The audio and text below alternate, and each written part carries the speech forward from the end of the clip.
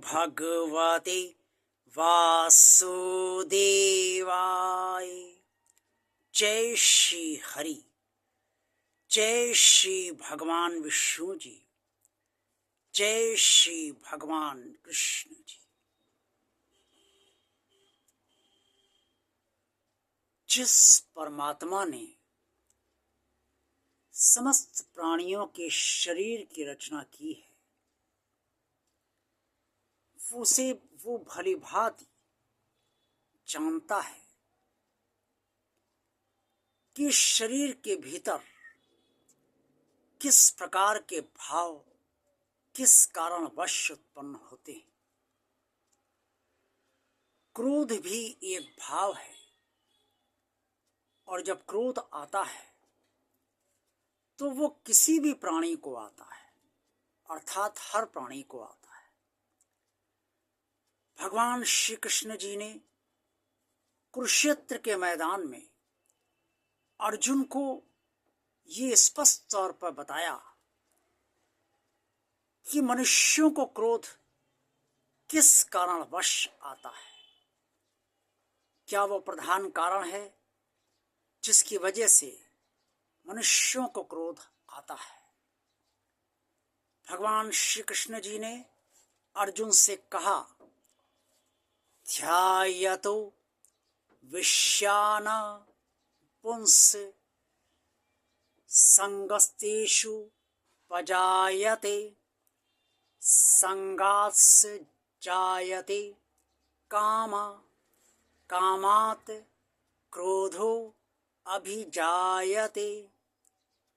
श्रीमद् भगवद गीता के अध्याय 2 श्लोक 62 में ये स्पष्ट तौर पर वर्णित है कि मनुष्य जब सांसारिक विषयों का चिंतन करता है तो चिंतन करते करते वो उन विषयों से गहराई से जुड़ जाता है और उसके अंदर जुड़ाव बढ़ता चला जाता है। वो उन विषयों की कामना करने लगता है, उन्हें पाना चाहता है, उन्हें पूर्ण करना चाहता है। और जब कामना पूर्ण नहीं होती है या कामना जितनी देर से पूर्ण होती है, बहुत विलंब उसमें होने लगता है, तो कामनावश क्रोध मनुष्य को उत्पन्न होने लगता है। ये अध्याय 62 में, ये क्षमा कीजिएगा, ये अध्याय 2 श्लोक 62 में स्पष्ट तौर पे भगवान श्री कृष्ण जी ने अर्जुन से कहा है। अध्याय 2 श्लोक 63 में भगवान श्री कृष्ण जी ने इसका परिणाम भी बताया है।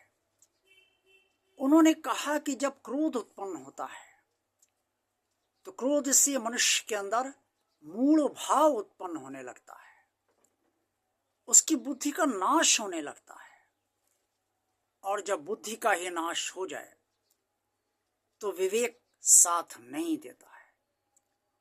मनुष्य को क्या सही क्या गलत ये समझ में नहीं आता है, और वो ऐसी स्थितियों परिस्थितियों से बंध जाता है जिसके वश में आकर वो कई ऐसे काम भी कर देता है जो उसे नहीं करने चाहिए, अर्थात गलत कर्म कर बैठता है। अब संसार में रहते हुए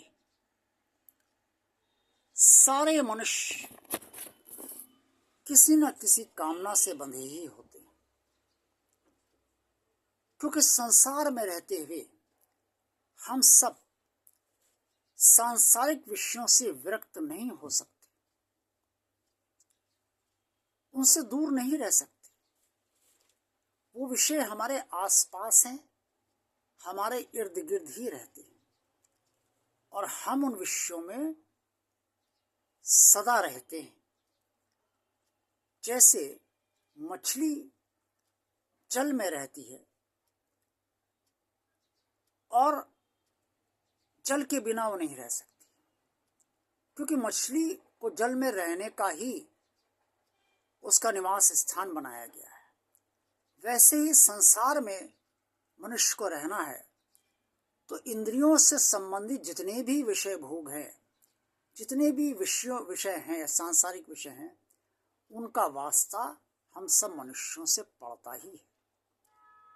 इसमें गलती न तो संसार की है, न सांसारिक विषयों की है, और न उन विषयों को बारे में चिंतन करने को भी है।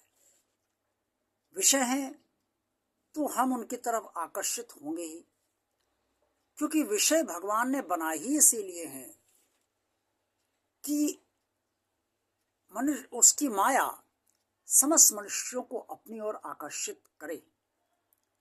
लेकिन ये माया का खेल है, ये माया का जंजाल है।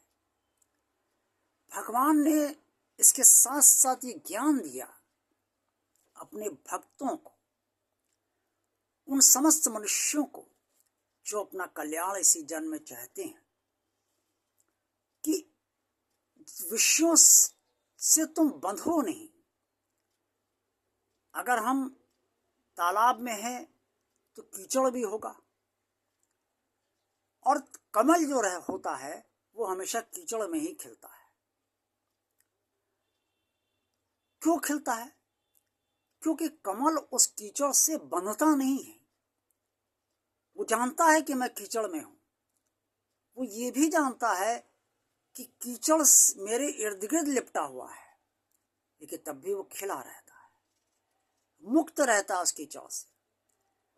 उसे ये एहसास ही नहीं होता कि वो कीचड़ के बीच है, क्योंकि वो कीचड़ से अपने को हटा लेता है, दूर समझता है, कर लेता है। ऐसे ही हमें भी सांसारिक विषयों को लेकर और सांसारिक विषयों से उत्पन्न कामना है उसको लेकर अपनी बुद्धि पर नियंत्रण सर्वदा रखनी चाहिए। विषय हमारे इर्द गिर्द रहते हैं, रहने दीजिए, कोई दिक्कत नहीं है। विषय से हम बंध भी सकते हैं, बंधने दीजिए, कोई दिक्कत नहीं। लेकिन जब ये विषय एक सीमा से अधिक हमें परेशान करने लगे, हमारी घबराहट का कारण बन जाए, हमारी बेचैनी का कारण बन जाए, तब बुद्धि हमारी इतनी परिपक्व होनी चाहिए, इतनी स्थिर होनी चाहिए कि वो हमारी इस मना स्थिति पर तुरंत नियंत्रण करे। यही भगवान श्री कृष्ण जी ने समस्त मनुष्यों को समझाया है। इससे क्रोध उत्पन्न नहीं होगा, और जब क्रोध उत्पन्न नहीं होगा तो विवेक का नाश नहीं होगा। जब विवेक का नाश नहीं होगा तो हम वो गलत कर्म करने से बच जाएंगे जो गलत कर्म हम क्रोधवश कर बैठते हैं, और बाद में उसका फल हम भुगतते भी हैं, लेकिन उस समय हम कर बैठते हैं। भगवान कृष्ण नहीं चाहते कि मनुष्य कोई गलत कर्म करे ताकि उसका फल जो है उसे भोगना पड़े। पूर्व जन्म के जो कर्म फल हैं वो तो भोगने ही पड़ेंगे, लेकिन वर्तमान जन्म में कम से कम जितने ही गलत कर्म ना किए जाएं उतना ही अच्छा है। भगवान कृष्ण चाहते हैं कि बिल्कुल ही ना किए जाएं, इसीलिए उन्होंने ज्ञान मनुष्यों को दिया है। तो अगर आप समझते हैं कि क्रोध उत्पन्न ना हो आपके भीतर, और अगर उत्पन्न हो भी जाए तो भी आपके नियंत्रण में रहे, तो जो भगवान श्री कृष्ण ने कहा है उस पर, उस तरफ ध्यान देना और उसका पालन करना आपके लिए अति आवश्यक है। भगवान और आप चैनल आप सब देखते रहिए। ये सब चैनल आप सबका ही चैनल है। जिन लोगों ने अभी तक इस चैनल को सब्सक्राइब नहीं किया है वो इस चैनल को सब्सक्राइब अवश्य कर दें। भगवान का कार्य मानकर कर दें, और भगवान के कार्य को आगे बढ़ाना है ये मानकर सब्सक्राइब अवश्य कर दें। इस चैनल को ज़्यादा से ज़्यादा शेयर कीजिए लोगों को, ताकि अन्य सभी लोग आप सबकी तरह लाभान्वित होते रहें। कमेंट्स बॉक्स में आप सब जो कुछ भी कहना चाहते हैं अवश्य कहिए। ये वीडियो अगर पसंद आया तो इसे लाइक अवश्य कीजिए। ओम नमो भगवते वासुदेवाय। जय श्री हरि, जय श्री भगवान विष्णु जी, जय श्री भगवान कृष्ण जी। आप सब अपने क्रोध पर नियंत्रण रखें, और बुद्धि का नियंत्रण सदा आपके क्रोध पर है। आप सबका कल्याण हो। जय भगवान श्री कृष्ण जी।